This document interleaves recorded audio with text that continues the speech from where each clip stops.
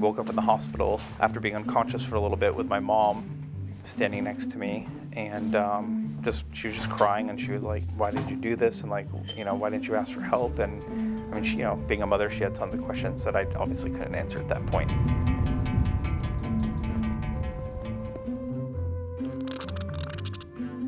I come from a long line of alcoholics and drug addicts. You grow up, you're kind of naive, at least I was, to the workings of like, when I drank, I would drink excessively to the point where I would black out almost every time. I was basically trying to come up with excuses. I was like pill seeking. I was trying to find ways to get pain pills. I was diagnosed with OCD, borderline personality disorder, and anxiety disorder, and I ended up getting prescribed medication for that.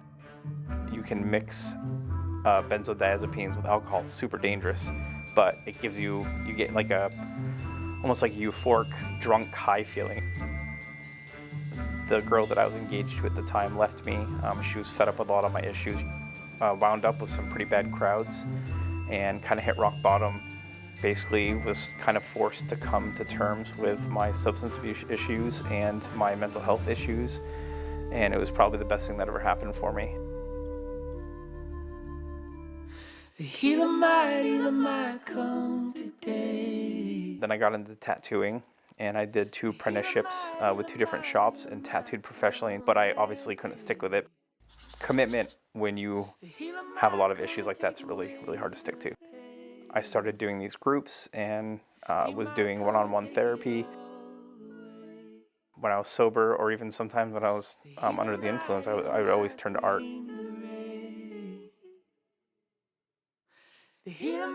Art has gotten me through some of the hardest times of my life. It gives me an outlet to put my feelings down on canvas and to like share that with other people. Pop art, I've just always enjoyed it. I always feel uplifted when I look at pop art because it's so bright and the colors are obnoxious and they kind of scream at you and they jump out and get your attention. I have created work for Amiri King, who is a celebrity comedian, and I was recently contacted by a friend who is connected to Morris Hayes, and Morris Hayes is the former manager of Prince and the pianist of New Power Generation, which is the band that toured with Prince for like the last decade of his work prior to him passing away.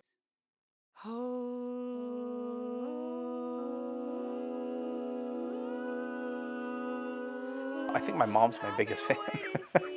It was really cool. My entire life, my family's pushed me to pursue my art. And with mental illness, like I just had no sense of self-security, no self-confidence. Like I didn't believe in myself at all. And it wasn't until I got into recovery that I really started to like learn to love myself. And so I've been in recovery now for 3 years, and because of my recovery, all these amazing things are happening to me that never would have happened during my active addiction.